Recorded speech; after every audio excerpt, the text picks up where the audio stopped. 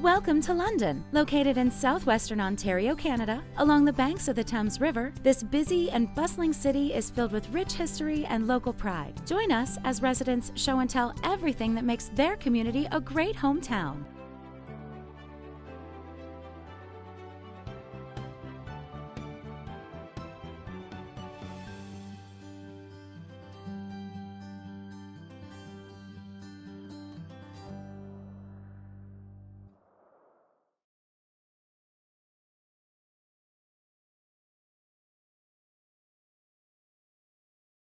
My name is James Patton, and I'm talking about Macintosh Gallery at Western University. We're celebrating our 75th anniversary in 2017, and we've got all sorts of exciting programmings planned. The history of Macintosh Gallery is really interesting. It all goes back to one woman named Wilhelmina Macintosh, who's a bit of an eccentric. She was very flamboyant and had a big personality. And she and her husband had no children, so they decided in the 1930s that they would leave a bequest to the university for an art gallery.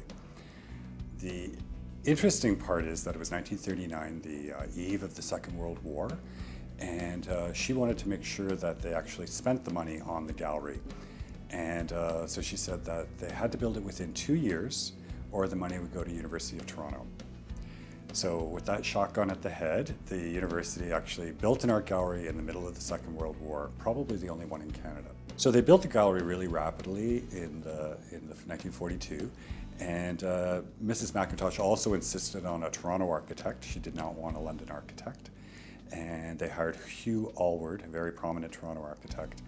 And she had very specific design considerations about the type of roofing and the stone, and it actually ended up being perhaps the nicest building on campus and one of the nicest buildings in London. The early years, because of the war, they didn't quite know how to use it.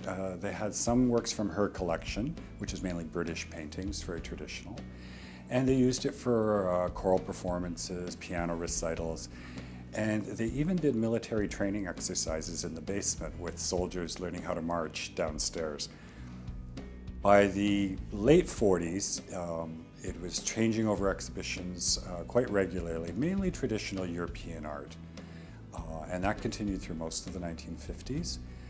But by the late 1950s, early 60s, there was a move towards more interest in Canadian culture and Canadian art. And Macintosh started an artist-in-residence program in 1960. And that brought a lot of younger artists and more vibrancy to the gallery through the 1960s. Well, the gallery today is a very different place from the 1940s, obviously. Our main emphasis is on contemporary Canadian art, but we do some international, and with the world becoming more globalized, it's important that we start focusing more on global culture. We do 10 exhibitions a year, lectures, talks, tours, and various other activities. It's a really dynamic place. And our audience basically is composed of students from the campus, but also the public. We are a public gallery, so it gets a bit of both. Well, the gallery's 75th anniversary posed some really interesting programming challenges because we wanted to do something special. And when it originally opened in 1942, at the height of the Second World War, there was an exhibition of war art from the First World War at the gallery. From the National Gallery in Ottawa. And we've managed to track down most of those paintings that were in the original show in 1942, and we're going to reconstitute that original show of war art. And we're also doing another project that relates to that, is on what people did, specifically women did, during the war on the home front. So those are our main focus, are these historical exhibitions.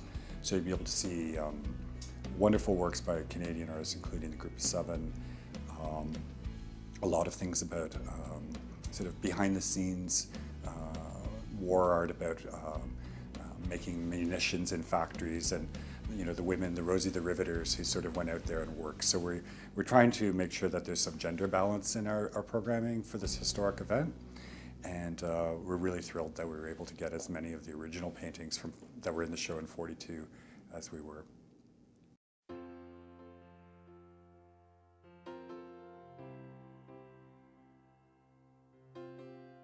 My name is Jeffrey Reed, and I'm a longtime sports reporter here in London. We've been reporting on sports since 1980, primarily doing golf reporting now, and I'm editor of LondonOntarioGolf.com. We're getting about 80,000 unique visits a month. Have won many awards for our golf writing, and that's primarily what I'm doing during the summer months. You know, there's no denying when you define the Forest City that we have world-class hospitals. We have great education with Western University and Fanshawe College, but there's no denying that Londoners love golf. Per capita, we have more golf courses in London and area than anywhere else in North America. Just in London and area, we have 55 golf courses, and they're all great golf courses as well. If you were to stand at City Hall in downtown London and go within about an hour's drive, you'd have 120 different golf courses. So certainly we're spoiled in this area. You also have to talk about the participation rate. 2/3 of the golfers here in London are avid golfers, as opposed to casual. In any other large municipality where studies have been done, the reverse is true.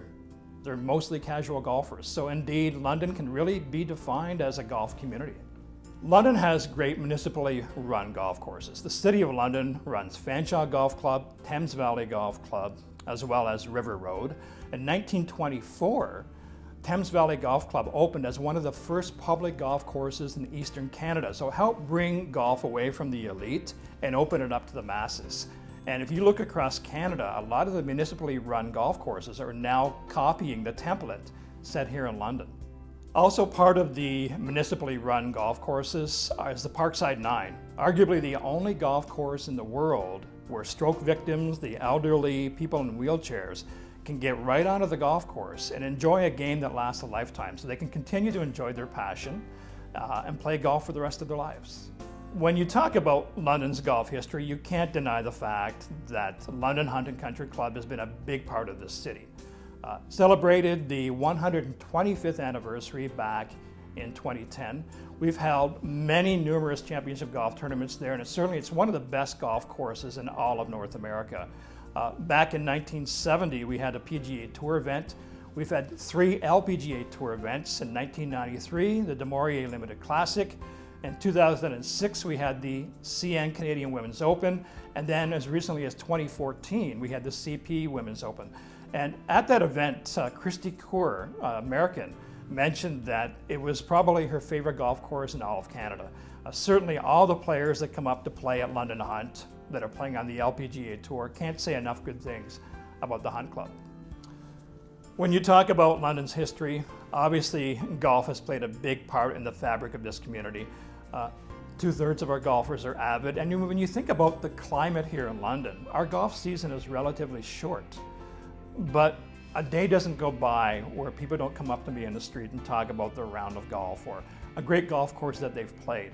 It's really a game you can play your entire lifetime. It's a passion for so many Londoners, and I think that will continue to get stronger. We have a very big supply of golf courses, and I think that in the future we're going to develop a lot more professional golfers because of the Tyson Tour and because of the availability and the access to some great golf courses here in London.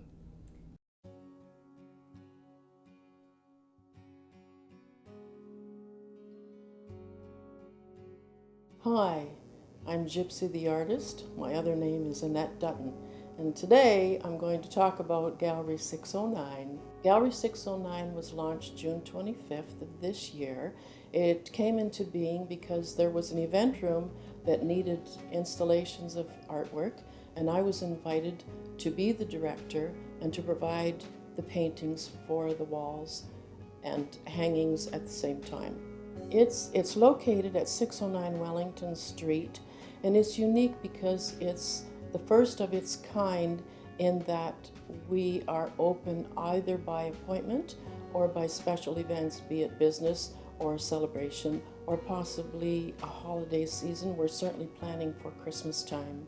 When you go to the gallery, you will find mostly my paintings for now, along with several little art decor pieces that I've been able to find and decorate to the way I thought it should be done. This will include chairs, little tables, little birdhouses, and it's all done fine art. When you go to the gallery, you will see several of my paintings, two in particular, one titled Play It Again for Mother Earth. I love to paint whimsical piano keys, and it showcases very nicely on canvas. Another one that is a favorite of mine is the dancing gypsy girl, Chardash. She's vibrant and full of energy, and I love that painting quite a bit. We have several art galleries in London, but Gallery 609 is very important in that it's an unusual setting and it's not open 5 days a week. Also, I'm planning 3 themed designer rooms upstairs, which will be an extension of the gallery, which is a wonderful thing. It will showcase even more of my artwork. In the near future, I hope to invite guest artists to the gallery as well, where I can showcase and exhibit their paintings or other art pieces that I will hold for 3 months or so under consignment. And I'm quite excited about that because that avails me of the ability to offer other forms of artwork, not just mine. Now, I paint by passion and emotion only, not by technicality. Some of these other people paint beautifully in a technical manner.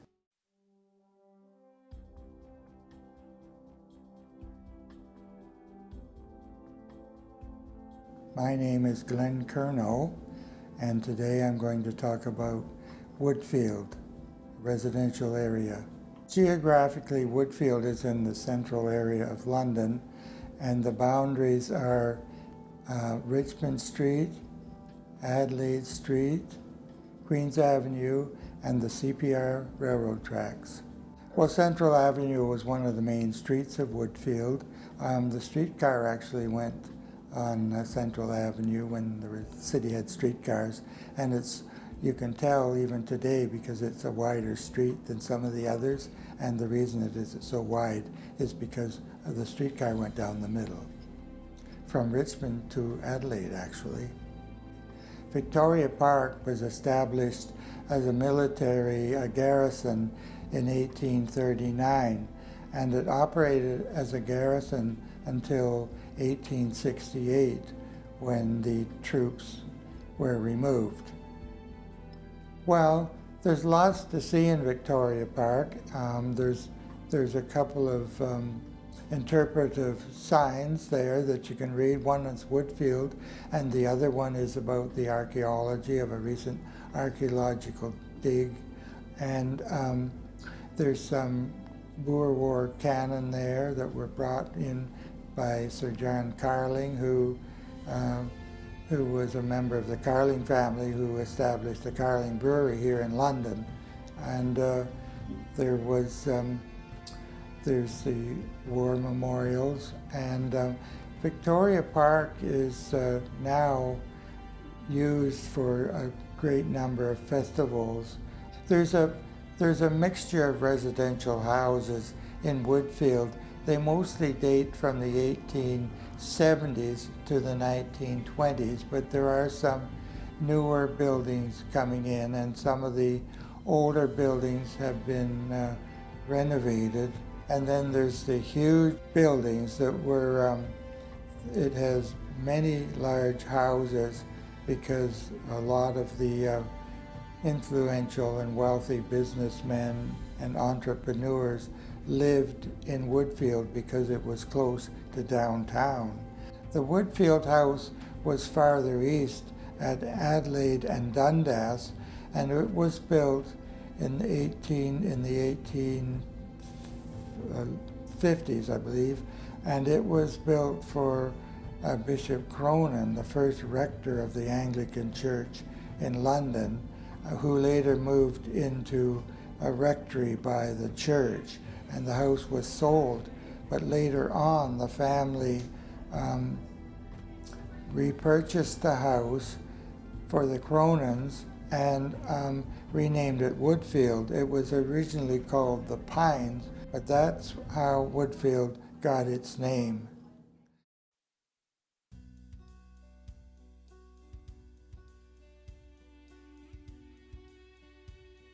Hi, my name is Dan Brock, and today what I would like to do is to tell you about the Victoria Day disaster.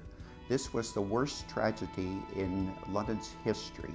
Well, it all started on this particular Tuesday, Victoria Day, in 1881, and it was a beautiful day. And the place for people to go on a holiday, and a fine day like that was to Springbank Park. Now, Springbank Park was then a few miles from the city of London. It's now part of London. And it's on the main part of the Thames River. And to get there at that particular time in 1881, there were three paddle steamers, the Forest City, the Princess Louise, and the Victoria. And what they would do is to go back and forth from the forks of the Thames to Springbank Park. And they were scheduled that they'd make the round trip in about 1 hour. And one would leave from one particular dock about every 20 minutes, so that you didn't have to wait too long either to get to one place or to be picked up at a particular place. Now, everything was going along beautifully this day. There were thousands of people at Springbank Park. But what happened was one of the vessels, the Forest City, got stuck on a sandbar at downtown, what's now downtown London, the forks of the Thames. And the other two vessels went to help it. So by time the first vessel arrived, which was at about an hour later, so close to 6:30, people were really anxious to get on it. The boat docked, and there was such a mad scramble for people to get on the boat that those that were on it with difficulty couldn't even get off. And then some decided they might just well stay and go on the return trip. The crew could not stop people from getting on the boat. In fact, kids and so on, were jumping over the rails and so on. Finally, the captain could not get people to get off. He moved away from the dock. They had probably over 100 more than that boat should possibly hold. In other words, they had over 600 people there. It would be packed with 550. Then finally, he realized that he was never even going to make it to the forks of the Thames, so he headed for a sandbar. Meanwhile, with all this water sloshing around on the bottom deck, a couple inches, and the boat started tilting as people were going from one side to the other. Girls, of course, started to squeal, and that just was an invitation to the guys to get them to squeal more. And how do you do that? Well, you get the boat rocking even more. And of course, the more they squeal, the more they like that. So the boat is tilting from one side to the other. Meanwhile, there were a couple of young men that were in racing sculls, and they had been racing all afternoon, and they saw the boat coming, the Victoria, and they decided, hey, let's see if we can race this boat. The Victoria, by the way, was the fastest of the steamers. And so they started to race it. And someone shouted on the boat, hey, there's a race. And so everybody went over to the starboard or right side of the boat to look at this. Well, in doing so, with this boat tilting as it was anyway, and rocking, it really went over to the right side. And to compensate this, they quickly went over to the left side, and that was just too much. And what happened is it tipped far over to the left side. This caused the upper deck to drop down onto the lower deck, and it was just like matchsticks, and consequently people were trapped. They were killed by the top deck coming down on the bottom deck. They also were killed or scalded by the boiler going right out into the water. And then all the stanchions and so on dropping, the canvas over the top deck came down and trapped people and so on. So in a very short time, you had people that were killed outright or badly injured or And of course, the other thing was this happened at the deepest part of all. This an area where the water was maybe about 20 feet deep. Normally, if you get it 2 feet deep, you're doing well. So you had this, and of course with the heavy clothing that women especially wore, people would dress formally with hats and coats and jackets and so on like that, and women with the yards of material. And many of these people could not swim. And of course you panic and you're grabbing on them, so even if you can swim, you're trying to, you got people holding you down because they're grabbing on you. So within a short time, many people drowned. Think of this disaster as you would people coming back from a war. They just want to forget it. So basically, people tended to forget about this over time. But as the years passed and the grandchildren and great-grandchildren studied about this or sort of remembered this from the grandparents, more interest in this tragedy occurred. And 100 years to the day, there was a paddle steamer that was used on the Thames, and it took people from the forks of the Thames to Springbank Park and back to commemorate this. Recently, the last 2 years, the director of the cemetery at Woodland has held commemorative events by having a talk presented in the mausoleum, and then those that come to it go out and we walk the area where many of the people are buried, and things are said about the actual people. And I've done this, and I put flesh and blood on the individuals that are actually buried that we go and see. And then at the very end, a short service to commemorate the lives of these people is held.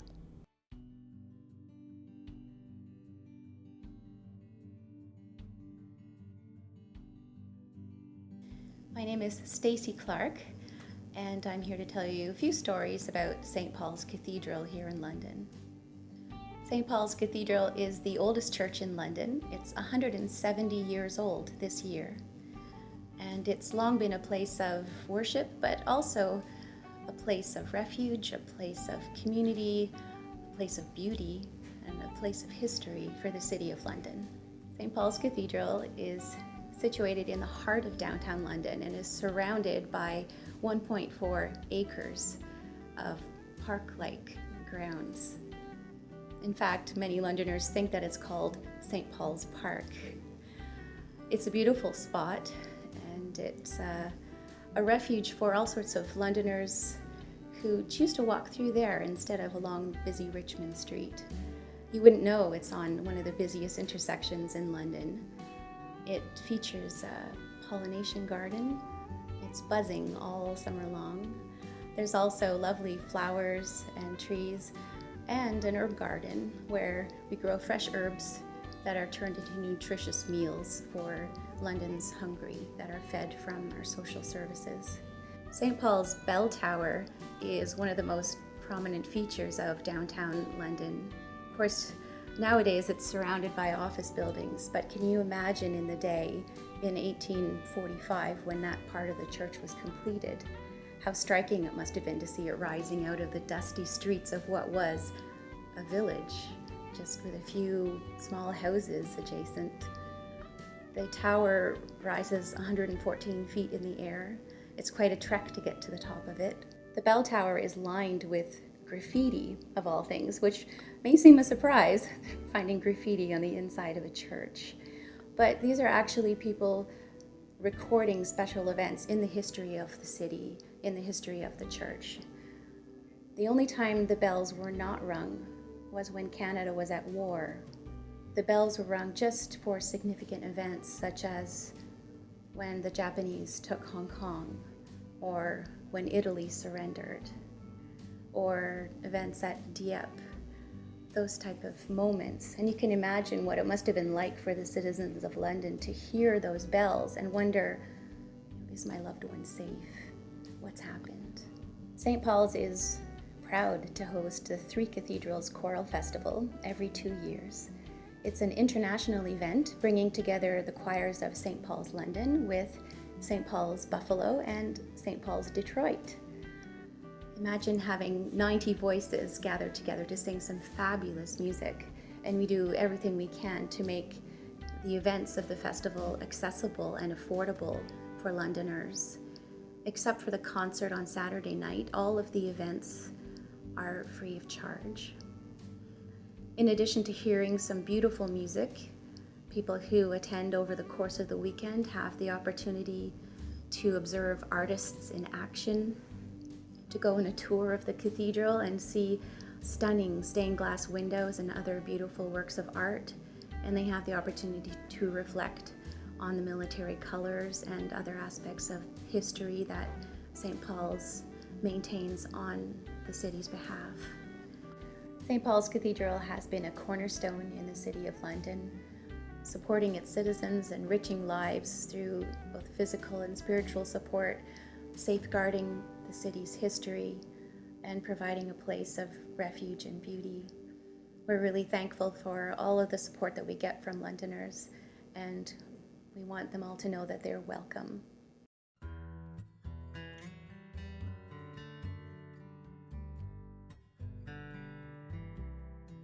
Hi, I'm Levi Horde, and I work as a historian for Woodland Cemetery, London's oldest cemetery. So today I'm going to share some stories from there. Woodland may be known for our large deer population, very popular in the city, but Woodland has a ton of local history hidden in its beautiful grounds that a lot of people don't know about. So Woodland, in some carnation or another, has been around since London was founded by Bishop Benjamin Cronin.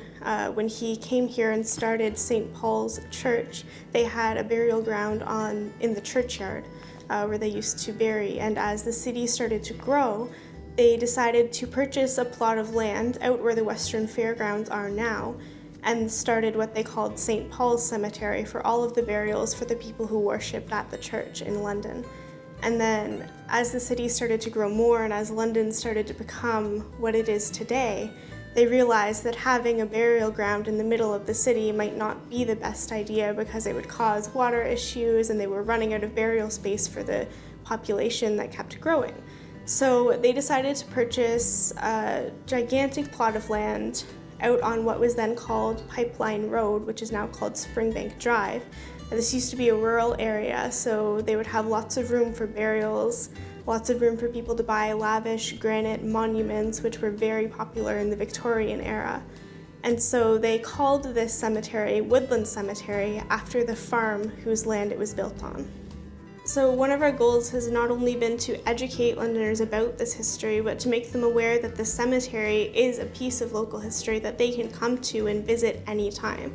So one of the ways we've been doing this is through my position as historian and some other people who've been working on these projects, is to find things like the Victoria Day disaster, people like Annie Pixley, or notable people in the community, and make those historical idols into walking tours or presentations or tours that we can offer to school groups to bring people into the cemetery, to show them what we have to offer, and to have that little historical lesson that isn't just from a textbook, that's real and right in the heart of our community. So a lot of Londoners may know that we have a lot of prominent families from London's past buried in Woodland Cemetery. We have the Labatt family, who started the famous Labatt Brewery in London. We also have the Harris family, whose home was Eldon House. We have the Merediths, who were prominent lawyers of the time. We have the Cronins, who was really one of London's founding families. Also, Hume Cronin, the actor, is a grandson of that family. We also have people buried there that we're still discovering, so amazing stories that we didn't even know we had on our grounds. So for instance, last year, during some tombstone restoration that some students were doing, we discovered a tombstone for a Captain Smith who'd actually fought at the Battle of Waterloo. So one of the most notable people that we have at Woodland is Annie Pixley, who was an American stage actress who lived in the 19th century. She was incredibly famous, known worldwide, and she passed away at the age of 34 when she was over in England. And so because her in-laws lived close by and because she had lost a son named Tommy when he was 12, he was buried at Woodland Cemetery. When she passed away, her husband, Robert Fulford, decided to build her own mausoleum on Woodland Cemetery's grounds. So he spent about $20,000, the equivalent to almost $1 million today, to build this incredible structure. So a small mausoleum with the name Fulford on it, with their family interred there. It has 2 hand-carved statues of lions out front guarding it. It has the 3 muses carved on stone in the top. They wanted to also recognize her prowess as an actress, so they took her in one of her roles, Millis, Child of the Sierras, and they made a brass likeness to mount in the front of the mausoleum. Inside, there's handmade stained glass from England. There's a marble bust of her young son right when you walk in. Beautiful marble walls and floors. It's an absolutely beautiful structure. And sometimes we do tours, and rarely, but sometimes, open that to the public so they can experience that as well. But we also wanted to bring that to light, as it's one of Canada's finest funerary monuments. So we last year made a short documentary about the life of Annie Pixley with the help of a local author, Victoria Purcell, who had researched her life. And we created this to commemorate her, as well as to give people a view inside of that mausoleum. And now that video is on our website for the public to enjoy.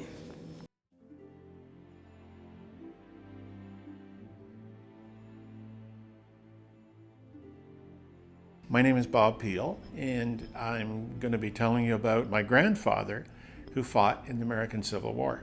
People are really surprised to hear that my grandfather fought in the American Civil War. Not my great-grandfather, but my grandfather, because when you do the number crunching, it doesn't make sense. But my father was only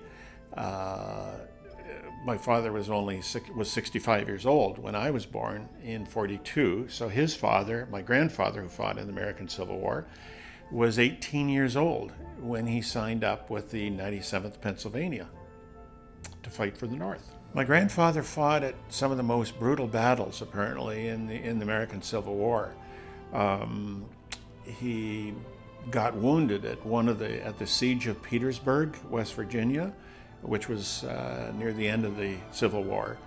So he was wounded there, and he came back to London, Ontario, where he lived out the rest of his life. I think it's interesting to know about this because a lot of Canadians, Civil War is very big in the minds of so many people in the United States, but obviously in Canada it's not as important. But there were a lot of people from London and Southwestern Ontario that fought in the American Civil War. They fought for various reasons.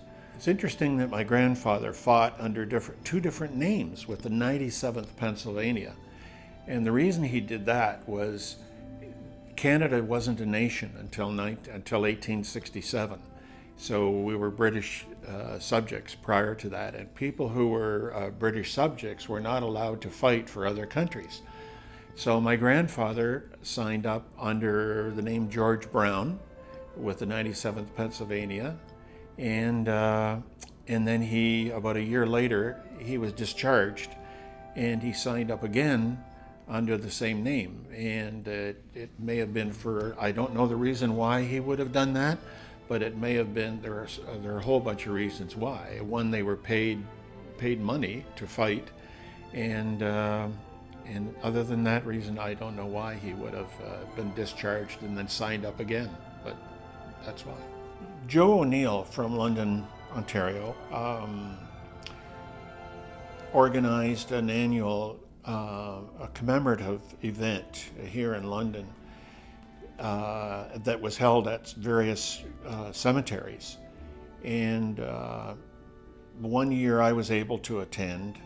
They had the service at the gravesite of my grandfather, and the manager of the cemetery gave me some photographs that were taken that day. They had Civil War reenactors that came in, and it was really good. They honored about 12 people that day that are buried in the cemetery at Mount Pleasant, and some of those people that were honored fought for the South, fought for the Confederate Army as well, and some of the people were blacks because the slaves would come into Canada and might even turn around and fight for the North against the South.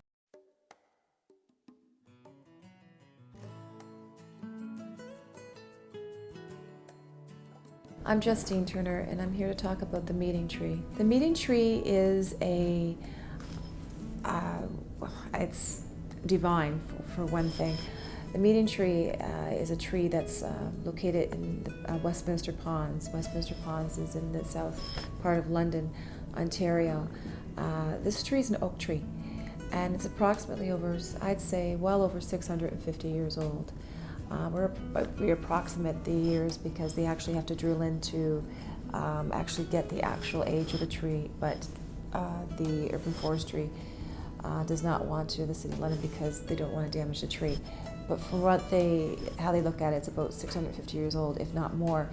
This meeting tree, this oak tree, thus now called the meeting tree, was a tree that when the slaves fled to London, Ontario, and this is prior to when London was actually the city, before John Graves Simcoe founded London, Ontario, they would flee from the United States when they were still in bondage, still in slavery, and they would follow, obviously, the North Star, and they knew Canada was the free land. Canada was God's country, as they called it. So they got on board the Underground Railroad, and of course the Underground Railroad, as we all know, was a figment of the plantation's master's imagination. It was true. It was just a code that they had to get them to safety. The slaves met at the meeting tree, this specific oak tree in the back of Westminster Ponds in the deep forestry, because that tree was where they knew this tree, and it kind of was passed down to all the slaves who were fleeing to this forestry called London, Ontario, that find this tree called the meeting tree. This is where we can hide, this is where we're safe. And so the meeting tree was used as their home for a very maybe long while, short while, depending on if they continue on their journey to the eastern part of Canada. It was also used as a tower, because the tree is very, very tall. And if you can imagine, 100 years ago, and then some, that tree would still be pretty tall.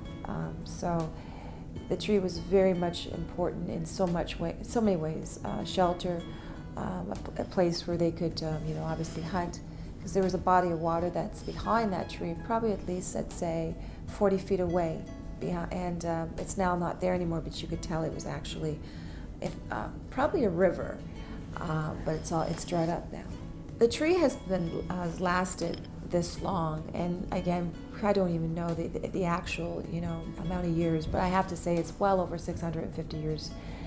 And if it could keep, if you think about it through all like the storms and just in the things that this tree has endured and seen, and if this tree could talk, I always say this, the history, what it could tell us, I think we'd faint with just the knowledge it would give us.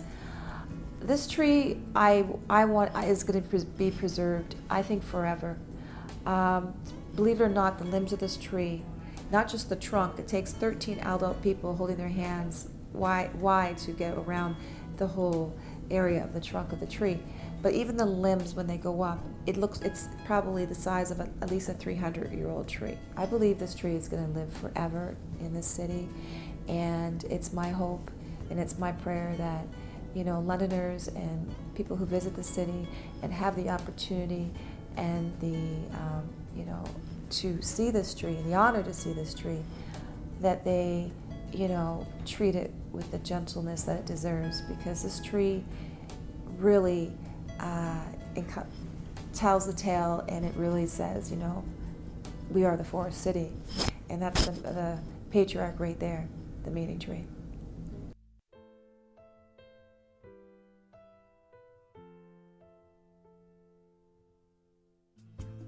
My name's Joseph O'Neill, and I'd like to talk about the Fugitive Slave Chapel and the history of the Underground Railroad in London. Now, the Slave Chapel, as we know it, it used to be the American Methodist Episcopalian Church, and the AME Church still exists in the United States, but there was an anti-American sentiment up here. In fact, it was the anti-American sentiment that helped keep the Underground Railroad going.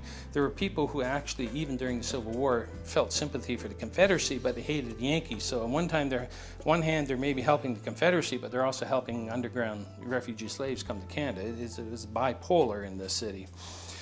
So the BME Church, the British Methodist Episcopalian Church, which was built here in London circa 1848, was in use for 20 years, and then they moved over about half a mile to a new location, built a brick church. The old church was then used as a private residence and was falling in disrepair and was threatened to demolition. So about 3 years ago, we got together, we raised some money in the community. The City of London actually donated most of the money, and we moved the church from its location on Thames Street, from what was the old hollow, over beside the newer church, which was built in the 1870s on Gray Street. It had an empty lot. So we said Mother Church followed Daughter Church. And it sits there today. It's undergoing very slow restoration, not as fast as I would like, because our big problem is everybody agrees it's a wonderful idea. And I have a warning for everybody who wants to save a historical site. If everybody agrees it's a beautiful idea, nothing gets done because there's no fire under anybody's feet. You need at least one person saying, tear it down, to get everybody to put their differences aside and push together. But at least it's saved and it's there. We hope in the long run that we can make this an international site, because the history of London and the Underground Railroad and the Confederacy and even the American Civil War, like the first black man to fight in the American Civil War is buried here in London, Ontario, for example. We have fantastic connections. There's an estimated 50,000 Canadians, if not more, who fought in the American Civil War, mostly for the North, but a lot for the Confederacy too. We supplied you, both North and South, with war munitions and war supplies. And it profoundly changed the economy of this area because we're so close to the United States. So you can't talk about the Underground Railroad without talking about the Klan and the American Civil War, and it all ties in. And for people who are doing family history, trying to find their ancestors who came to Canada, we like to help them, but many of them who came up, whether they're Confederate refugees or black fugitive slaves, lived here under assumed names. We've got proof of that too.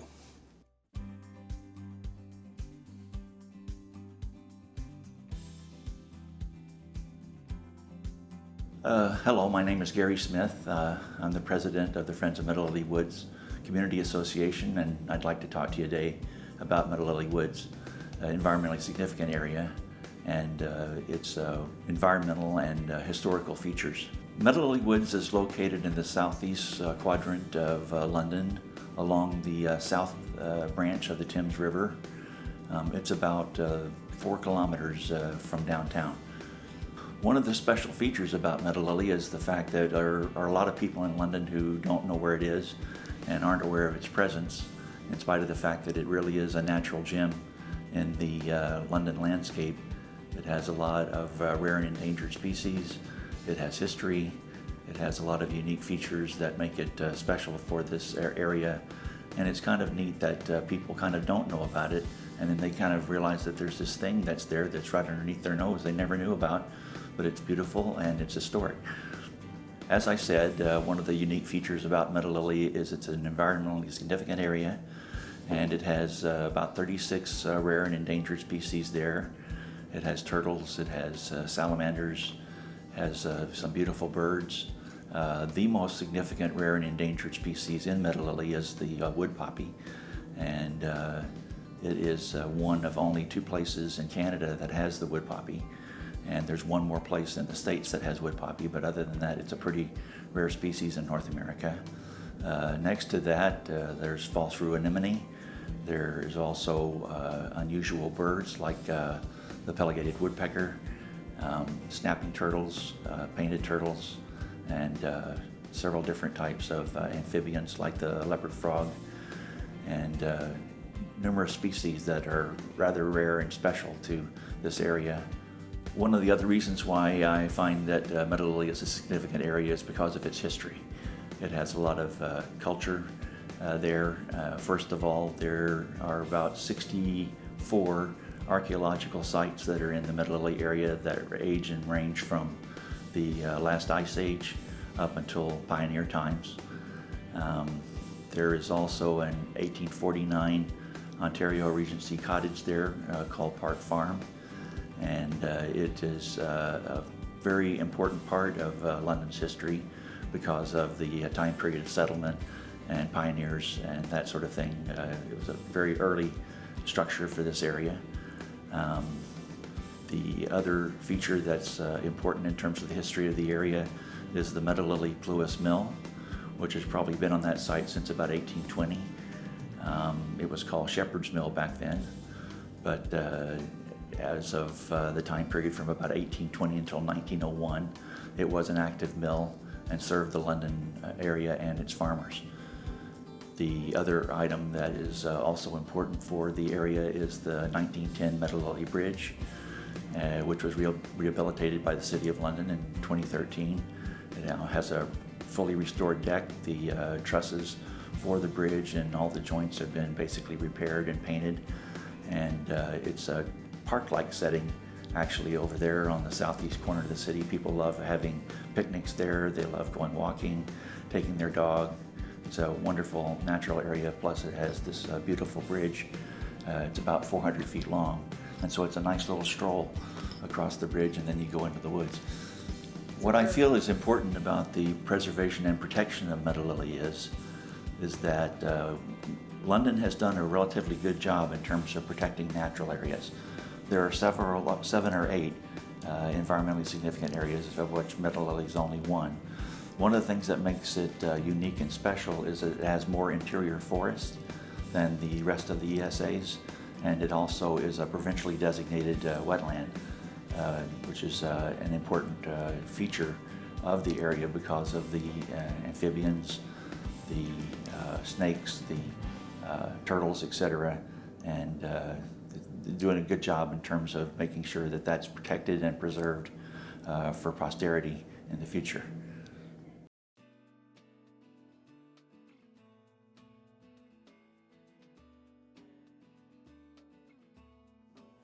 Hi, my name is Kevin Bice, and I'm here to talk about the River Project, which is a project I was involved in with a number of other artists and writers to promote something that I think Londoners don't know a lot about.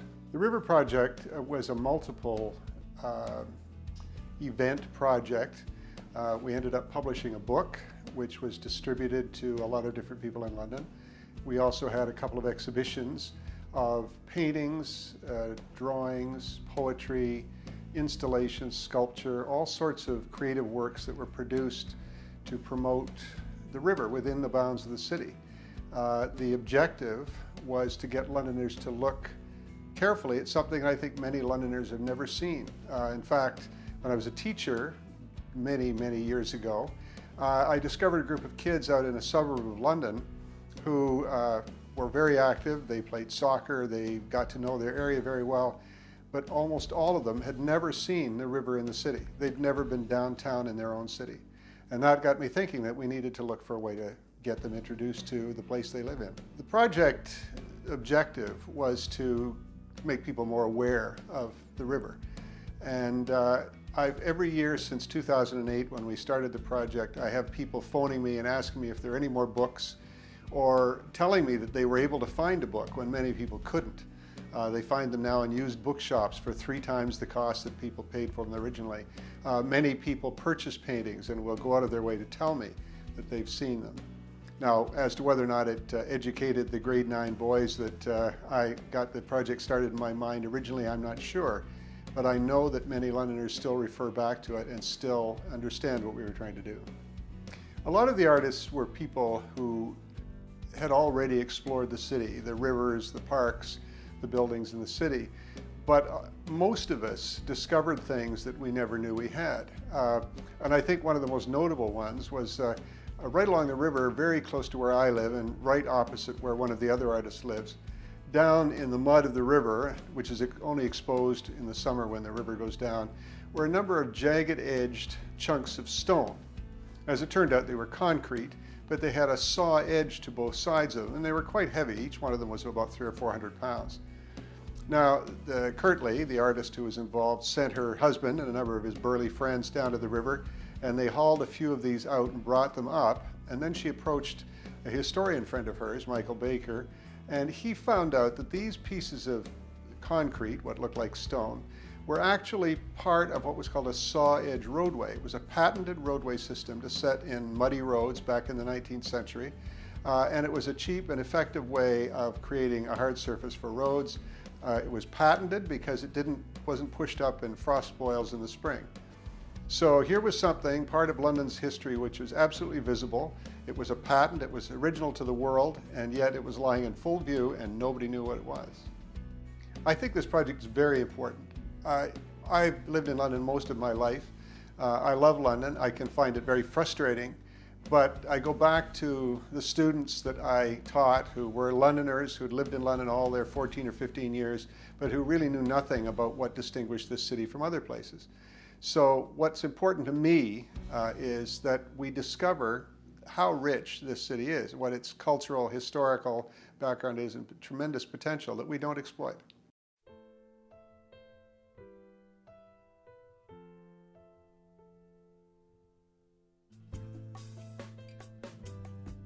Hello, my name is Kathy Cave, and I'm here to talk about the Women's Canadian Club of London, Ontario.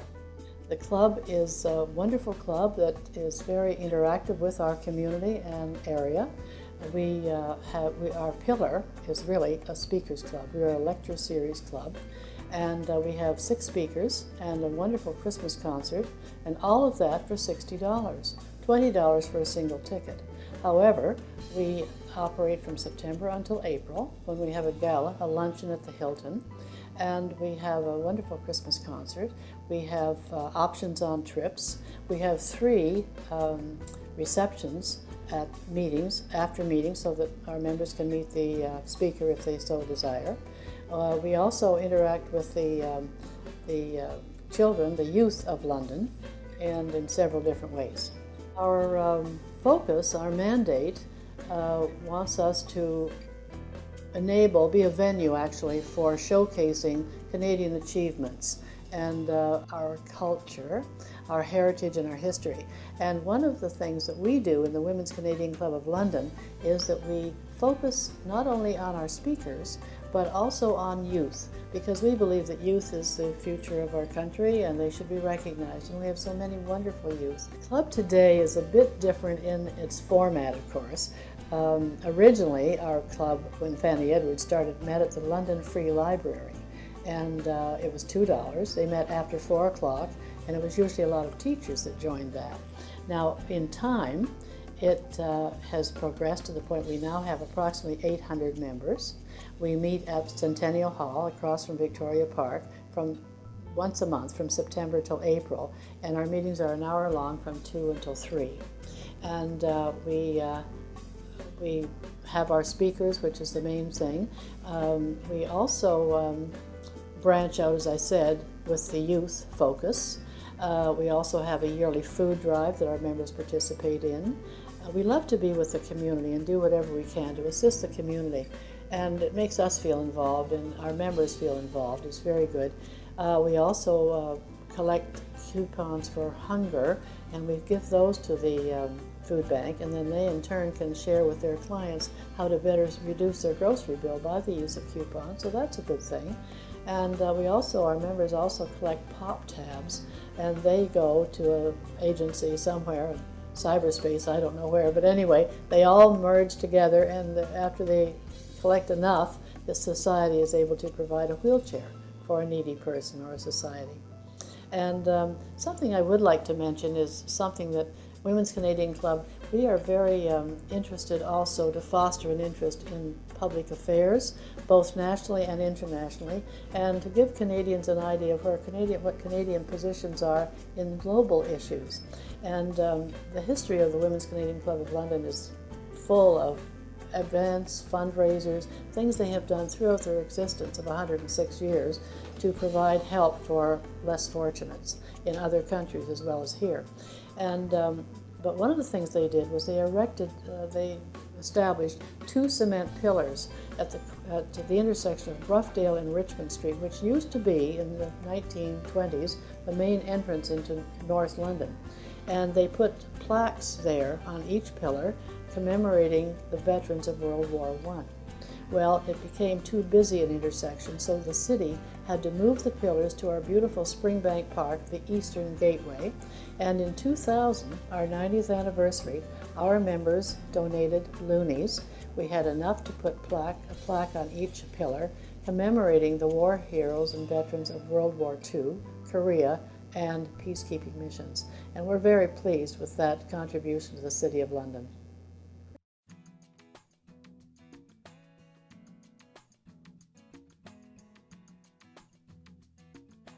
My name is Linda, and I'm here to talk to you today about the London chapter of Sweet Adelines International. Sweet Adelines International now has 23,000 members in 15 countries worldwide. It was organized in 1945 in Tulsa, Oklahoma.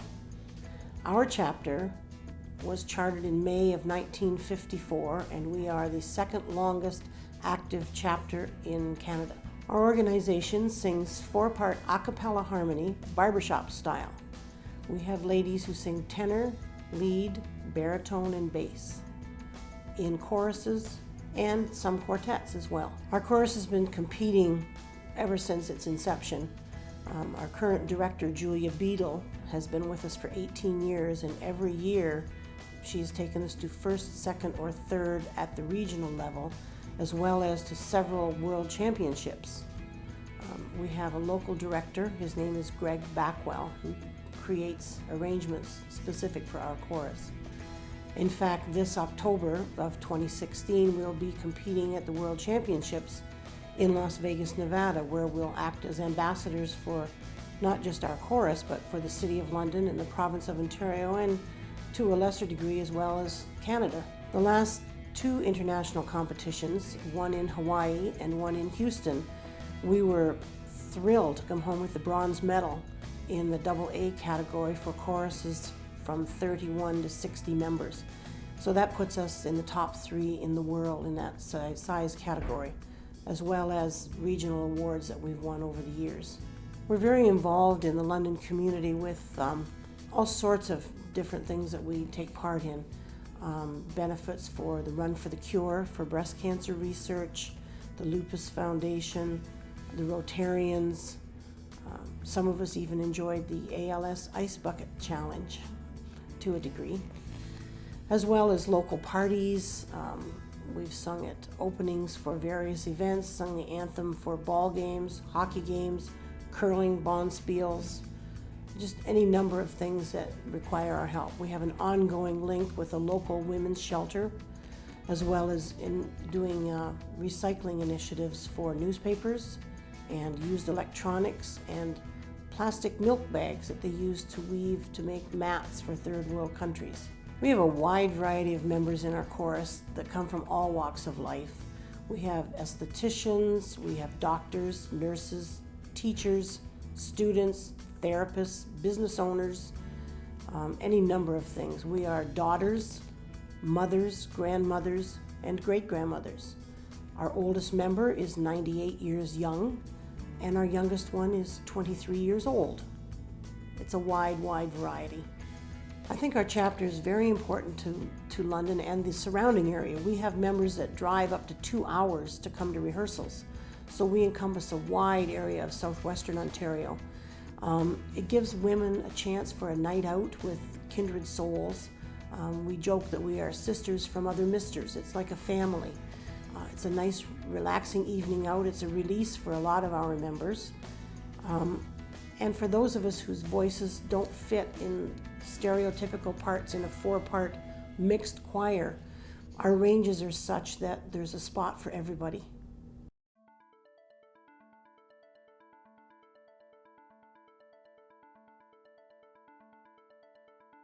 So my name is Brian Meehan. I'm here to tell you about Museum London. The museum started as part of the old public library on Queens Ave, and the library was built in 1940, and the art gallery was on the second floor of the library until a purpose-built art gallery was built in 1980, which is at the Forks of the Thames. And what happened too was in the 1980s, some of the museums in town were having some difficulties, so they thought that it might be worthwhile to bring the museums and the art gallery together. So the what was called the London Regional Art Gallery at the time was expanded, and the museums became part of that, and it became the London Regional Art and Historical Museums in 1989, and then in 2001 we rebranded it, and since then we've been known as Museum London. So what goes on at the museum is that, in fact, we are a dual mandate organization. We are an art gallery and we are a history museum, so all of our programming and our public programs are related to both those areas. And we try a lot as well to sort of bring the two together. So we have art exhibitions and we have history exhibitions, but what we try and do a lot is to create our 4-month periods and have interrelated exhibitions. So we'll have an art exhibition about a certain theme, and then we'll draw things from the permanent collection of our material culture, and to kind of complement that theme as well. The exhibitions that we have at the museum, we have one permanent exhibition for the permanent collection of art, something called Visible Storage. And what we've done is we'll bring people through the vaults often, and people are always saying, you know, what a shame it is that most of the collection is, you know, behind closed doors. So last year we decided that we would actually create a space where it's not a type of exhibition that you would normally see, where it's curated and there's, you know, just a few pictures or a few sculptures in it, but in fact it looks like a storage area. The works are displayed kind of floor to ceiling, very tightly packed in, but it gives people the opportunity to see a lot of the collection, primarily London artists, but we also show, you know, some of the highlights from the collection as well. We've got a great Group of 7 collection. We've got a terrific collection of mid-century Canadian modernism, and some other historical works that we thought people would be interested in. So there's that permanent exhibition that visitors will see all the time. And then we have a rotating set of exhibitions. We change over 3 times a year. In terms of the future for the museum, like I say, we consider ourselves kind of a cultural hub for London, and we're also at a terrific location, which is right at the Forks of the Thames. And we have a capital campaign that we're just starting now, which is to create something called Centre at the Forks, which is basically a learning center for the museum, but it's also an opportunity for us to do some renovations to the building. So we open ourselves back up, or the back of the building, up to the river. And what's happened in the past is we've kind of turned our back on the river, and there's some great things happening in the community right now. There's the My Dundas Flex Street initiative, which starts right at the Forks at the Kensington Bridge. There's also an initiative called Back to the River, which is a fairly major project to animate the Forks of the Thames and make it much more people-friendly. And then there's our initiative as well, which is to open the museum up both physically and kind of emotionally to the river, and make it much more part of that area, but also create a space where people feel really comfortable coming, gathering. There'll be new activities for people to do. There'll be opportunities for intergenerational programming, but it will also kind of spill out into the Forks area as well. So that project, as I say, is we're just in the quiet phase right now, but we anticipate construction early in the new year, and the hope is that we'll be able to open Canada Day 2017 and sort of welcome more people into the museum.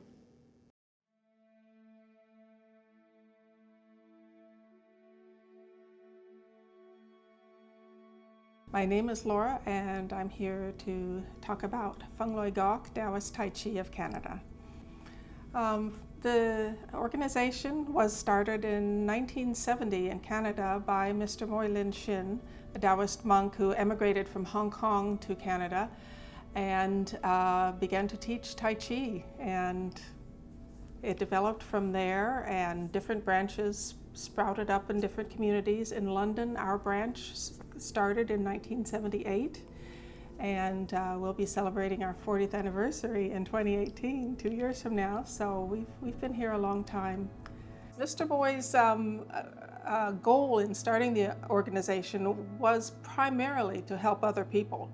Tai Chi was a vehicle for health benefit, but the interaction of people in teaching and doing Tai Chi together and simply beginning to help each other with the practice, but then that would extend to helping people in other ways as well. And it really is a way of life. It becomes a way of life. He used to talk about taming the heart and helping others being his main priority. The health benefits are many because it is a gentle exercise. Anyone can do it. If you're disabled in a wheelchair, the form can be modified.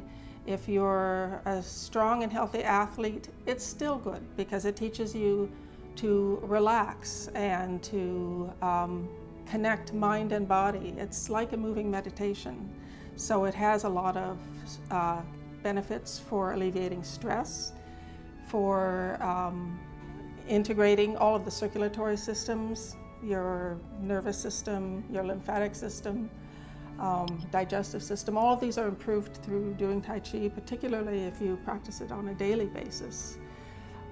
As well, just working together strengthens the social bonds and creates that feeling of community and family that's very health producing or beneficial for all of us to have that psychological, spiritual, mental, and physical all combined.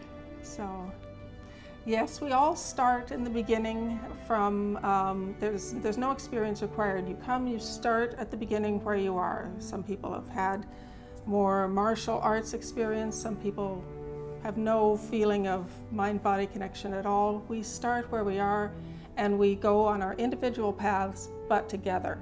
And we're in class together, working and training. The instructors are trained to work with people at different levels. So Mr. Moy always had people working together. And when we go out to demonstrations, we're all mixed up together. You'll see one person who looks like, oh, they haven't been doing it too long, but there's somebody who's been doing it a long time, and they support each other. So it's a very comfortable way to learn and very welcoming.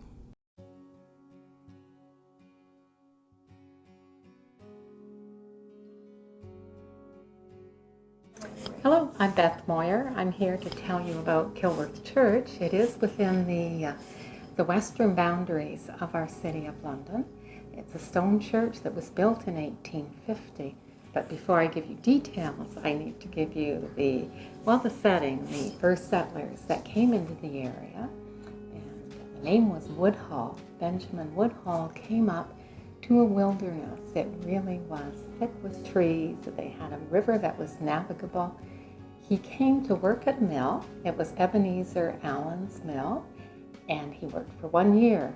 At that point, he returned home.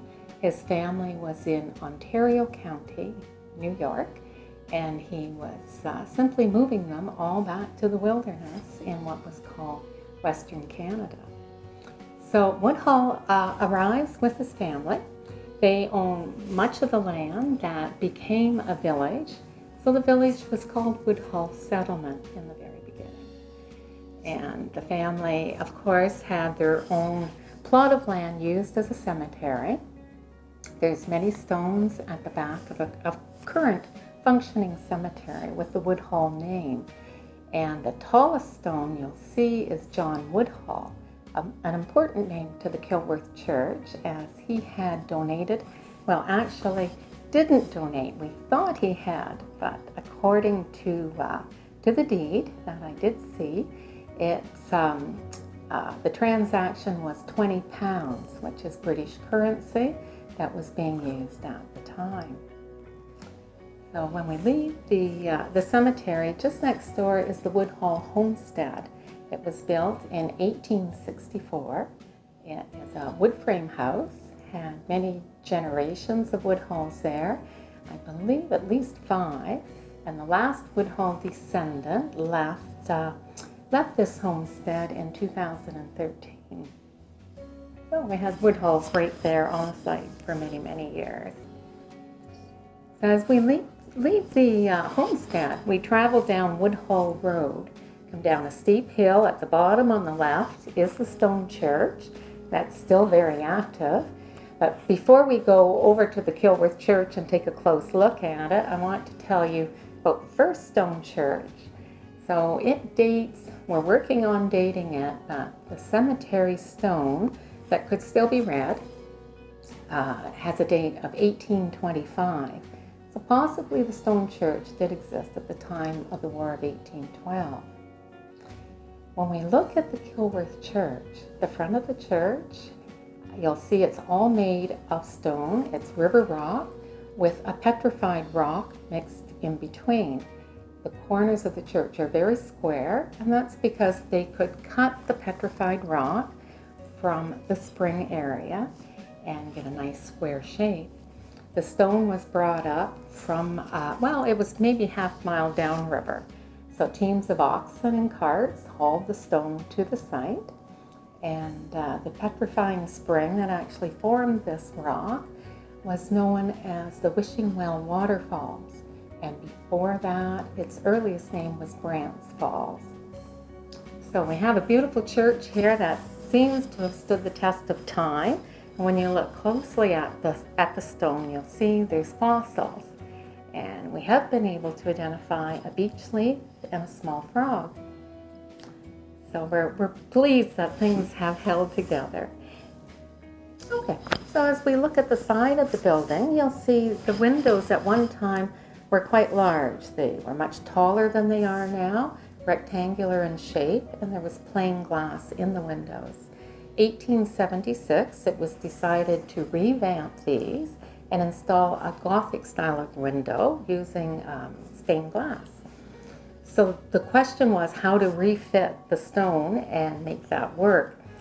You'll see, well, no you won't see because it's covered with a sand parging, but underneath that is yellow brick.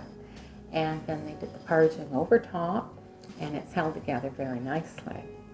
As we look down the length of the church and around the parking lot, you'll see we're surrounded by forest. This is the Gomulka Provincial Park, and we're fortunate that our setting will never change. It'll always be a complete country setting. We even have deer that venture out of the woods. One Sunday morning, there was a small fawn eating apples at the edge of the parking lot. So a nice setting for the church.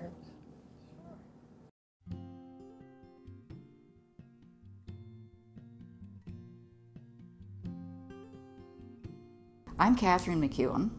I was born here in London 82 years ago. I'm still here. I'm not a trained historian. Although I graduated from the University of Western Ontario, it was not in history, but my father was a history professor here, so maybe there's something in the genes. Since I did a lot of research over the years in a lot of different parts of London and area, I had come across some interesting references to tobogganing in London in the 1880s, and that really piqued my curiosity because London is hardly known for high hills and tobogganing runs.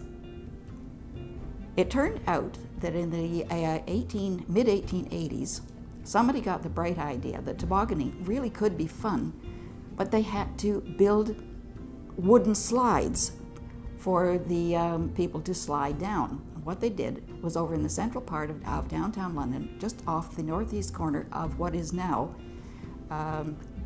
Victoria Park.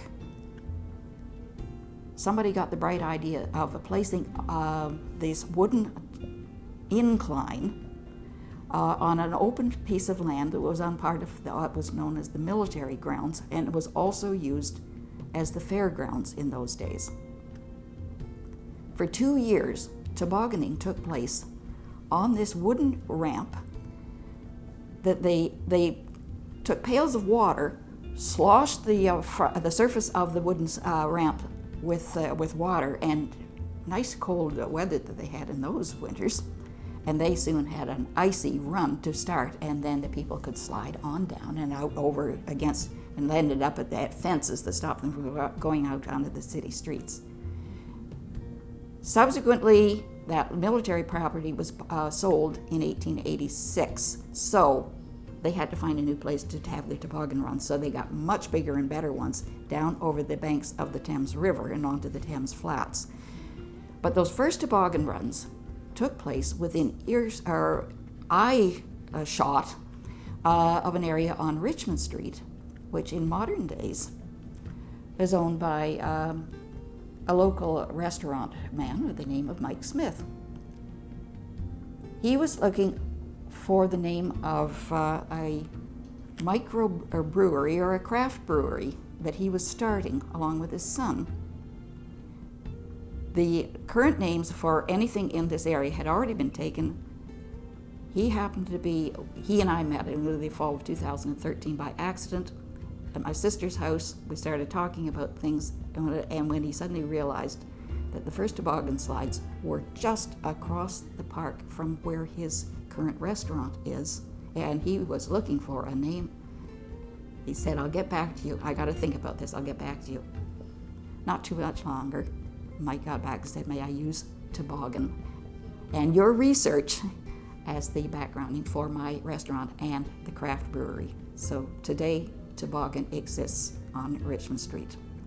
People can go there and can see the results of that.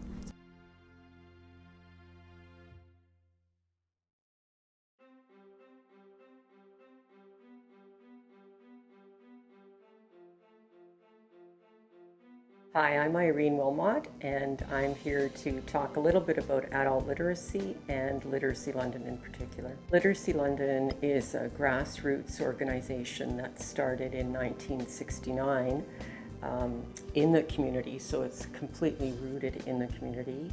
There was a radio talk show, and a community worker called in and asked if there was anyone who could help her to improve her skills so that she could help her children with their homework. And so a teacher by the name of Frida McDonald answered that call, and that's why we're here today. Literacy London exists to assist those individuals who would like to improve their literacy, numeracy, or computer skills for employment purposes, for further education, to be more independent in their daily lives, to get into apprenticeship, those sorts of things.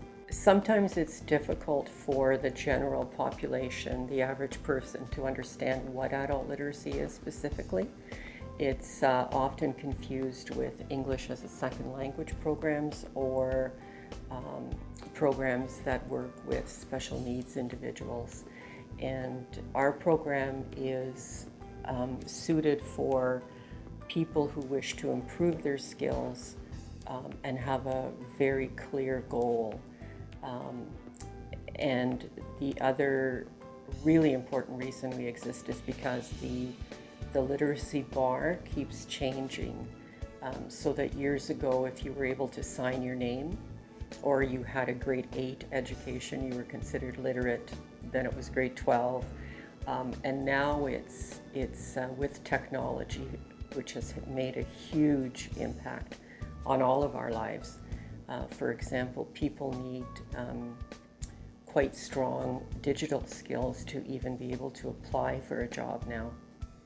So that's important. So that bar is getting higher and higher, and people are finding it more and more difficult in today's society. So that right now, probably about 47% of Canadians have difficulty with literacy. And that would be, we measure it in 5 levels. We work with level 1, 2, and 3. Level 1 would be someone who has very, very limited ability to read words. Level 2 would be someone who would be perhaps have difficulty getting on-the-job training and moving forward. Level 3 is considered the bare minimum, and that's the equivalent of a high school education. And that's to be able to function effectively in everyday life is level 3. I think Literacy London is effective in helping people move towards their goals because we use the one-to-one method of delivery. Most literacy programs nowadays use a group instruction method, and our folks work one-on-one with a volunteer tutor, and our volunteer tutors are amazing. We work with about 50 volunteer tutors a year, and they come from all different walks of life. We have very, very skilled volunteers. They're not just warm bodies and breathing. They're amazing. We have college professors, university professors, retired teachers, accountants, people that work full-time. It's just amazing to see the difference when that particular learner feels that they matter to one person, and they just have that one person focusing on what they want to learn, and that makes all the difference. We are very blessed with long-term volunteers.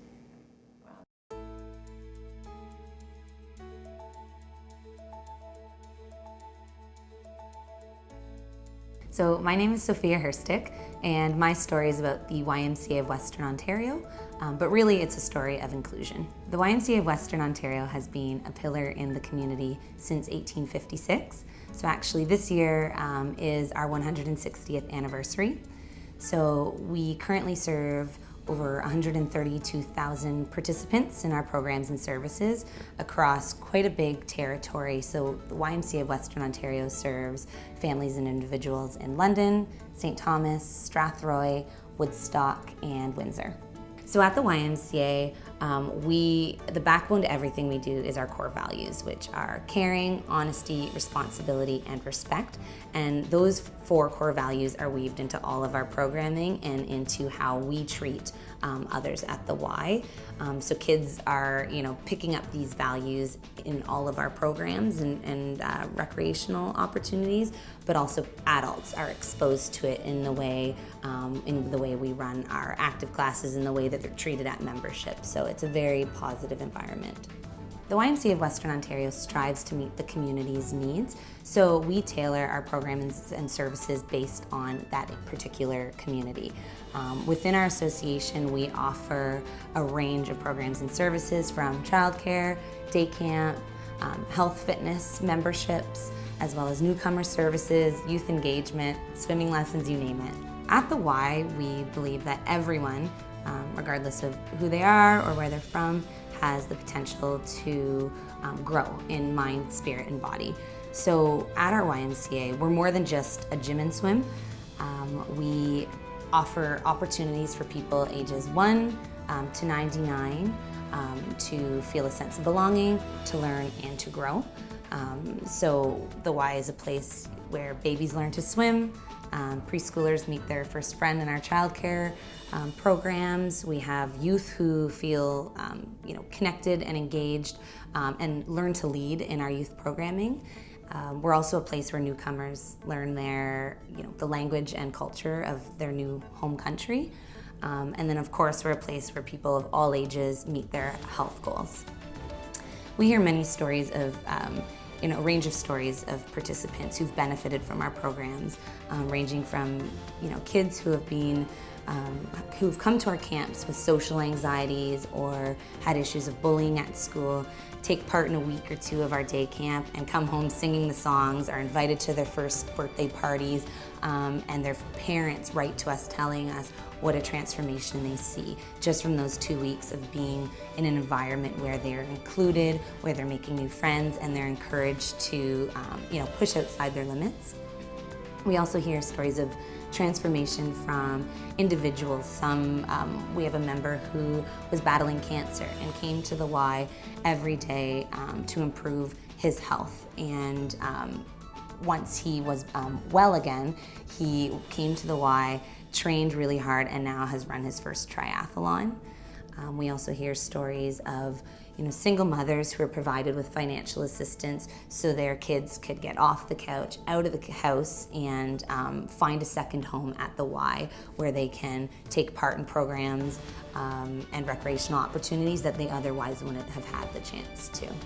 So by providing access to YMCA, regardless of participants' ability to pay, we're overcoming issues like social isolation, obesity, and bullying in the community. And by having access to the YMCA where people are improving in mind, body, and spirit, we're helping to ensure strong, confident citizens in the community. Especially when it comes to youth. We're always investing in our young people because they will be the leaders of tomorrow. So giving everyone a sense of hope for their future and the ability to determine their future and live well.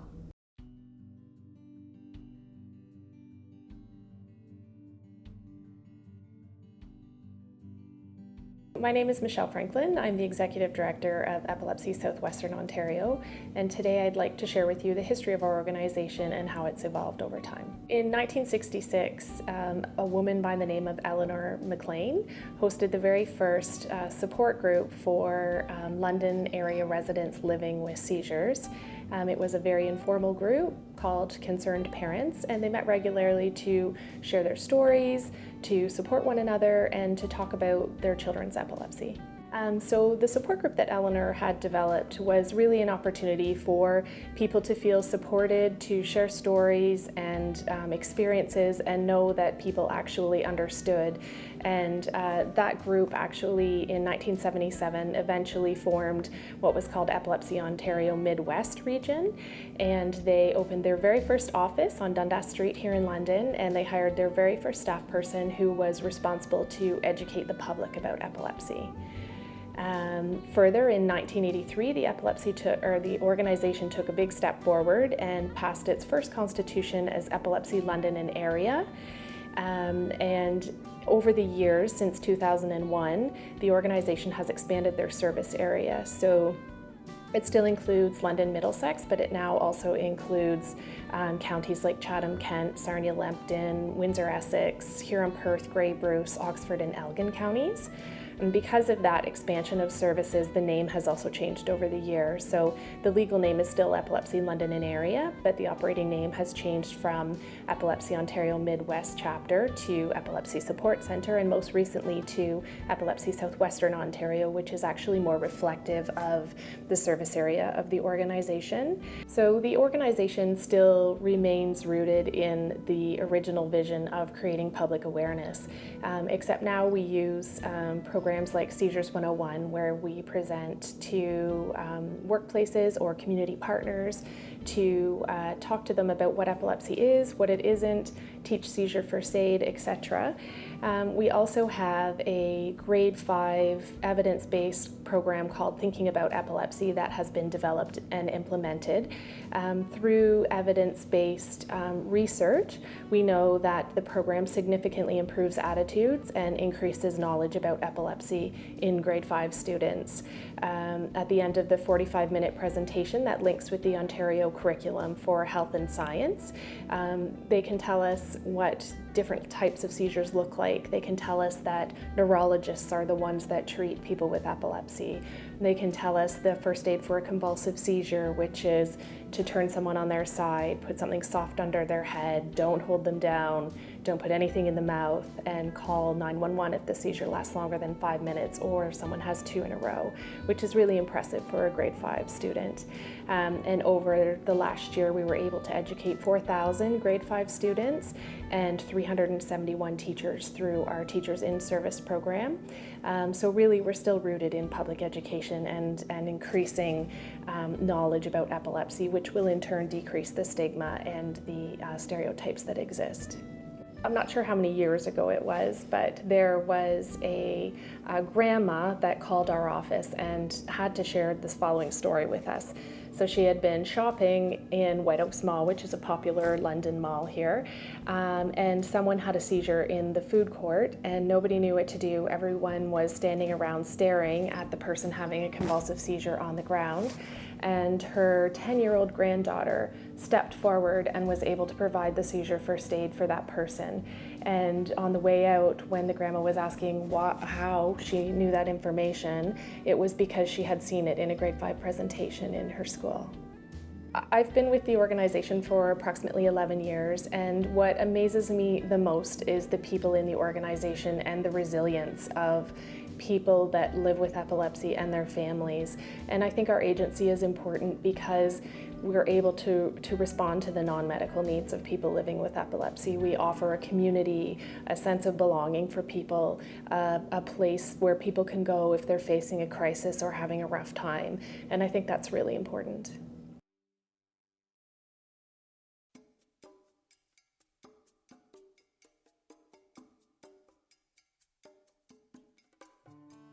I arrived in London, Ontario from Hamilton, which is about an hour and a half away, in 1991.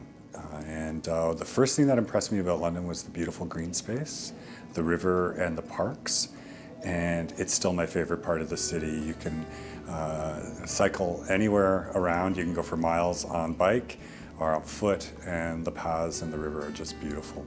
I think London is an excellent city to raise a family in. I've been in so many other cities and some other countries working, and it's always great to come home to London. I think it's a great place to live, and it's a great place to raise a family. What I like most is that when I got here, I thought there was nothing interesting in the area, but we have some of the most interesting history in Canada buried in this city. It just never gets talked about. Well, I've lived all my life, and I'm a historian. I'm interested in history, and I've done a lot of research, and I just love it.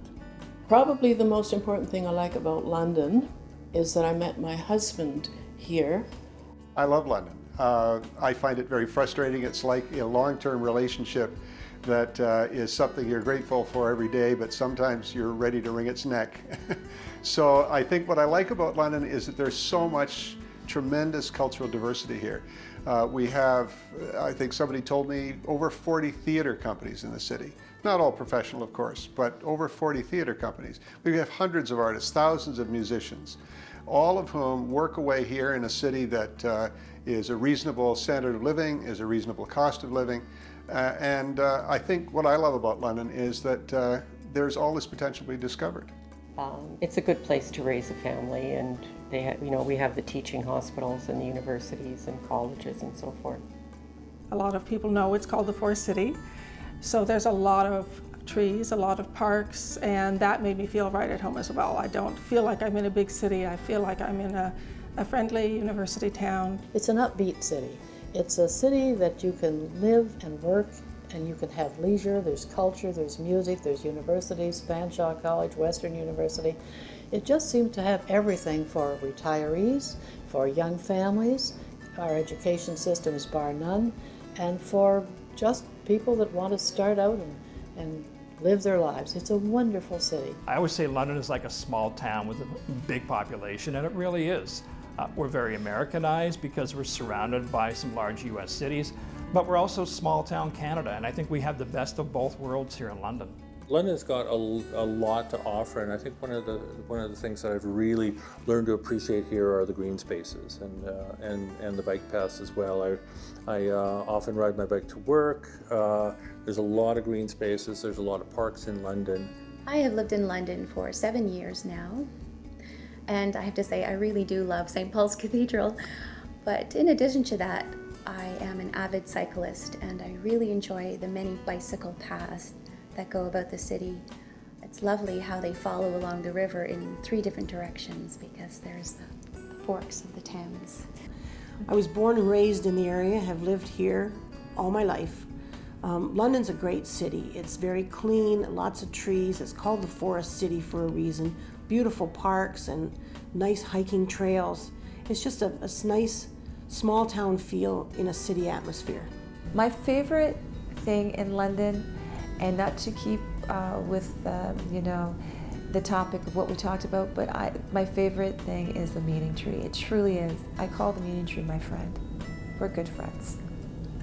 What I like about London is the fact that it is a relatively large town. It's a university center. It's a medical center. It has, enough population to have some, extra perks and everything in terms of the area. But it's also a small enough town that people, like in Metelli, feel like they have a voice, they have a role to play in terms of the preservation of that area, and also in terms of basically helping in the process of keeping it clean and a viable natural area for walking and hiking and photography. My favorite thing are the summer festivals. There's lots of great music events to attend, and Victoria Park is just a hopping most weekends. So I've lived in this community for about 20 years now. My absolutely favorite thing about London is the summertime. There's always a festival in the park or outdoor concerts to go to that involve, great food and a chance to get out of the house and mingle with a bunch of different people in the community. What I love about London is that the arts and culture scene, though it's a little underground, is absolutely flourishing in the past couple of years, especially indie theater, music, poetry, things like that. And especially being a part of the university and being a part of the arts program, I see the University Western drawing a bunch of creative minds and young creative minds to the city that are going out into London's community and helping to reinvigorate the arts scene, which is amazing. What I love about London is that our centre is still so rooted in the kind-heartedness and the passion and the dedication of Eleanor McLean. And what I love is that one person with such a genuine, passionate mission can make a difference in the lives of so many people. What I really like about London is it is a great place to live. I think it's a clean city. It may be a slower pace city than, let's say, Toronto. It's not sort of near Detroit, let's say like Windsor, so it's sort of off by its own, and it has its own identity. Also, when it comes to hospital services, one could not ask for a better place. We have all kinds of hospitals here for whatever needs are. We also have it's a strong center of education, great services, my own particular interest in writing and research. This certainly has the facilities for that, and it's just a great place to live. As I was born here in London, in Victoria Hospital in 1934, and I've lived here or close to it. Since I married a farmer, we had a couple of farms, but ended up on the family farm out here in what is now the western edge of London. It got annexed into the city. It's hard to pick out something that is the favorite thing of London. I've been here all my life. I accept it. It's just part of me. So I think feeling at home is probably my favorite part. Our Town Stories from London was supported in part by Best Western Plus, Lamplighter Inn and Conference Centre. Located between Highway 401 and downtown London, Ontario on Wellington Road, this hotel offers a spectrum of accommodations as well as conference and banquet facilities. At its heart is a multi-tiered atrium enclosed under a retractable glass roof that includes palm trees, a pool, lighthouse, 140-foot water slide, whirlpool, koi pond, and rock gardens. Information's at lamplighterinn.ca. Idlewild Inn and Spa.